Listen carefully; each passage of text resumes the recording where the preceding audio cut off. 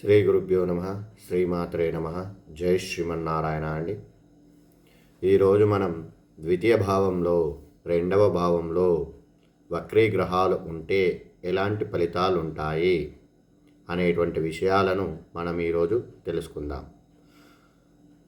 ఈ ద్వితీయ భావం గురించి మనం మాట్లాడుకునేటప్పుడు ఇది ధనము మరియు వాక్చాతుర్యము, కుటుంబము, విలువలు, స్పేసింగ్, ఫుడ్ హ్యాబిట్స్ను చూపిస్తూ ఉంటుంది. ఈ భావంలో వక్రీ గ్రహాలు ఉంటే ఎందుకు ఈ ఫలితాలు మారుతాయి, మరి ఎలా ప్రభావం చూపుతాయి వక్రీ గ్రహాలు, పూర్తిగా క్లారిటీగా వివరంగా మనం ఈరోజు చెప్పుకుందాం.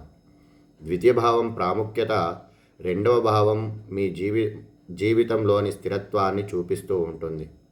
ధనం ఎలా వస్తుంది, ఎంత సేవ్ చేస్తారు, మీ మాటల ప్రభావం ఏమిటి, మీ కుటుంబ